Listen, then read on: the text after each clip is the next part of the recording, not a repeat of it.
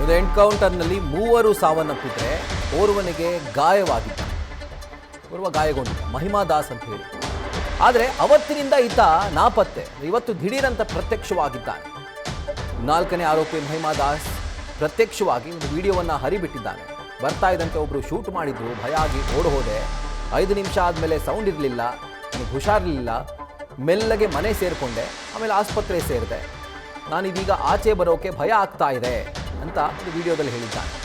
Police ಮತ್ತು ಅರಣ್ಯ ಇಲಾಖೆ ಅಧಿಕಾರಿಗಳು ತನಿಖೆಯನ್ನು ಮಾಡ್ತಿದ್ದಾರೆ. ವಿಚಾರಣೆಗೆ ಬನ್ನಿ ಅಂತ ಪೊಲೀಸರು ಹೇಳ್ತಿದ್ದಾರೆ. ಪೊಲೀಸರಂದ್ರೆ ಭಯ. ಈ ರೀತಿಯಾಗಿ ಅಜ್ಞಾತ ಸ್ಥಳದಿಂದ ವಿಡಿಯೋವನ್ನು ಮಾಡಿ ಪ್ರಕರಣದ 4ನೇ ಆರೋಪಿ ಮಹಿಮಾ ದಾಸ್ ಹರಿಬಿಟ್ಟಿದ್ದಾನೆ. ಬಂದು ಅವ್ರು ಹಿಡಿಯುವಾಗ ಬೆಳಗ್ಗೆ ಜಾವ ಒಂದು 5:45 ಸರಿ ಬಂದುಬಿಟ್ರು ಅಂತ ಅವ್ರು ನೋಡುವಾಗ ಬಂದೇ ಇದ್ರು. ಒಬ್ಬರು ಶೂಟಿಂಗ್ ನೋಡಿದ್ರು, ನನಗೆ ಭಯ ಆಯಿತು, ಹಂಗೆ ಹೇಳ್ಬಿಟ್ಟಿದ್ದೆ ನಾನು.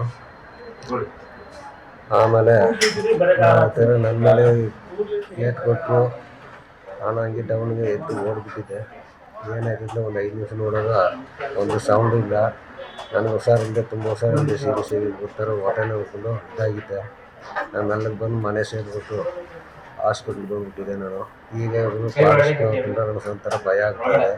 ಇವರು ಎನ್ಕ್ವೈರಿಗೆ ನಮ್ಗೆ ನಮ್ಮನ್ನ ಇದು ಸಾಕ್ಷಿಗೆ ಆಳಿದೆ ಅಂತ ಎಲ್ಲಾದ್ಮೇಲೆ ಹೇಳಿ ಪೊಲೀಸ್ನವ್ರನ್ನೆಲ್ಲ ಇದು ಮಾಡ್ತಾ ಇದ್ದಾರೆ. ನಮ್ಗೆ ಅವ್ರ ಕಂಡ್ರೆ ಸ್ವಲ್ಪ ಭಯ ಆಯ್ತದೆ. ನಮಗೆ ಹೆಸರಿಗೆ ನೀವು ಪೊಲೀಸ್ನವರು ಸಾಕ್ಷಿ ಆಗಿರ್ಬೇಕು, ನಮಗೆ ಹೆಚ್ಚಿಗೆ ಇದೆ, ನೀವೇ ನೋಡ್ಕೋಬೇಕು. ನ್ಯೂಸ್ ಫಸ್ಟ್ ನಿರ್ಭೀತಿಯಿಂದ ನಿಮ್ಮ ಪರವಾಗಿ.